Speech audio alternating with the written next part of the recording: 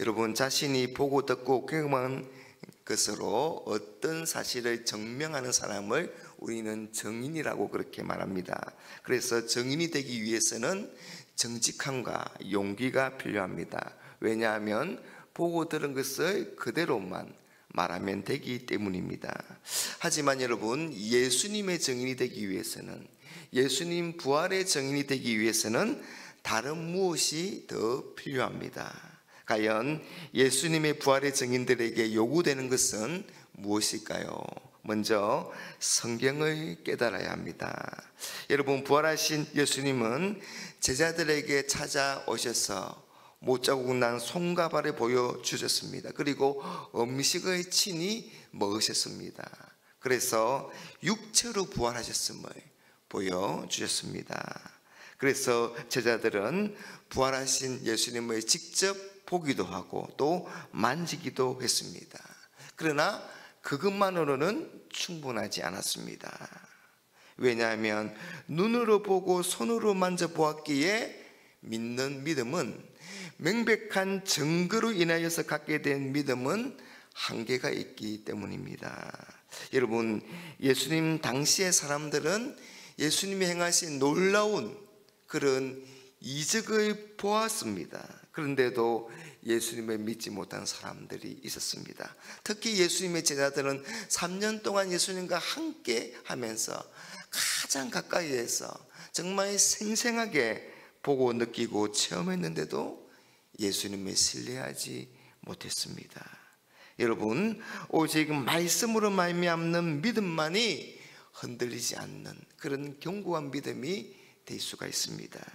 그래서 오늘 예수님은 제자들의 마음을 열어주시고 성경을 깨닫게 해 주시는 겁니다. 오늘 말씀 44절 45절을 한번 보십시오. 또 이르시되 내가 너희와 함께 있을 때에 너희에게 말한 바 곧 모세의 율법과 선지자의 글과 시편에 나를 가리켜 기록된 모든 것이 이루어져야 하리라 한 말이 이것이라 하시고 이에 그들의 마음을 열어 성경을 깨닫게 하셨다. 여러분, 구약 성경은 오실 메시아, 곧 예수님에 대한 예언으로 가득 차 있습니다. 하지만 성경을 열심히 공부한다고 해서 예수님에 대한 진리를 다 깨닫는 것은 아닙니다. 성삼위 하나님이 말씀을 깨닫게 해 주셔야지 비로소 우리는 말씀에 대한 온전한 지식을 갖게 되는 겁니다. 여러분, 예수님은 이미 십자가를 지시기 전에 제자들에게 성경 말씀을 통해서 이 예수님의 십자가의 죽음과 부활에 대해서 예고하셨습니다. 그러나 제자들은 그 말씀을 깨닫지 못했고, 그래서 마음에 담아두지 못했습니다. 그래서 예수님 다시 살아나신 것을 보고도 혼란에 빠질 수밖에 없었던 것입니다. 말씀을 깨닫지 못한 제자들은 예수님에 대한 믿음을 소유할 수가 없었던 것입니다. 그래서 예수님은 제자들을 부활의 증인으로 세우시고자 그들의 마음을 여시고 그 열린 마음으로 하나님의 말씀을 깨닫도록 하신 것입니다. 예수님은 말씀의 렌즈를 통해서 지금 제자들이 보고 듣는 일, 즉 예수님의 십자가의 죽음과 부활을 살펴보고 해석하도록 하신 것입니다. 여러분, 예수님의 신실한 증인은 말씀으로 충만해야 합니다. 그래야 증인의 사명을 감당할 수가 있는 겁니다. 여러분, 믿음은 말씀과 동떨어져 생겨나는 법이 없습니다. 믿음은 말씀을 들으며 듣는 데서 생겨납니다. 그래서 오늘 예수님은 하나님의 말씀을 제자들에게 하나하나 가르치고 계십니다.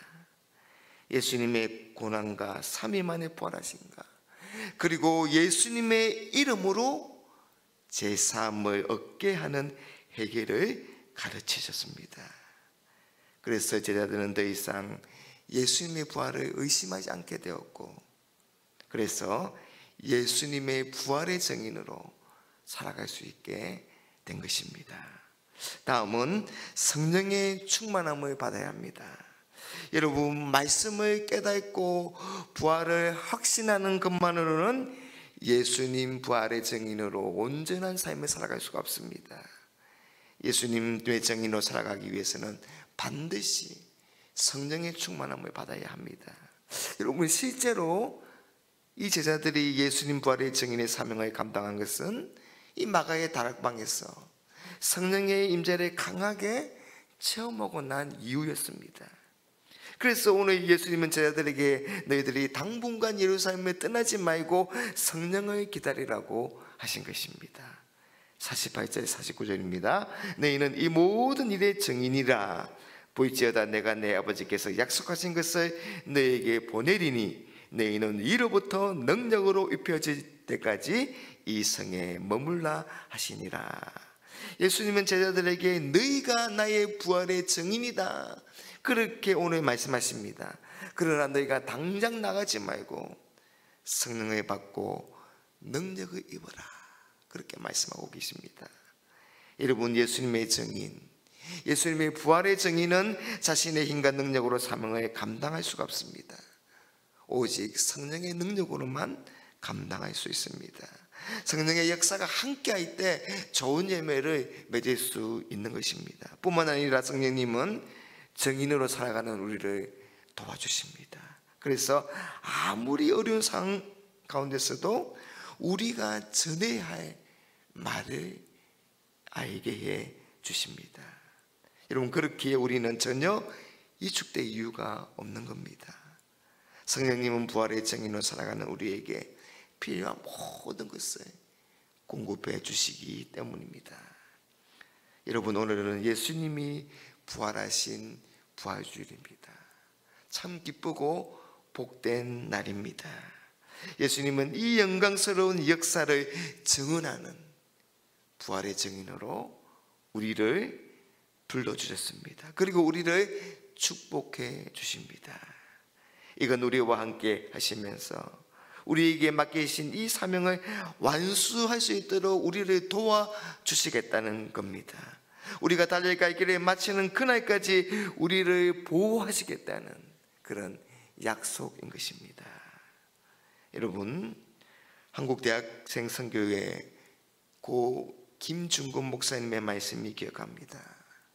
목사님은 성경 안에서 나타난 예수님의 명령이 두 가지라고 말했습니다. 하나는 사랑하라, 하나는 전하라. 여러분, 우리가 어떻게든 사랑하는 삶을 소원을 들어주려고 애쓰는 것처럼 우리가 정말 주님을 사랑한다면 우리는 예수님을 자랑하고 예수님을 전하는 그런 삶을 살아가야 할 것입니다. 사랑하는 여러분, 예수님의 부활의 증인으로서 삶을 살아가시기를 바랍니다. 그 증인된 삶을 위해서 말씀에 뿌리 박힌 그런 믿음 가운데 예수님 살아나셨음에 대한 확신을 가지고 살아가고, 또한 우리가 날마다 기도함으로 성령의 충만함으로 이 놀라운 사명을 잘 감당해 나가는 저와 여러분 될 수 있기를 주님의 이름으로 축복합니다.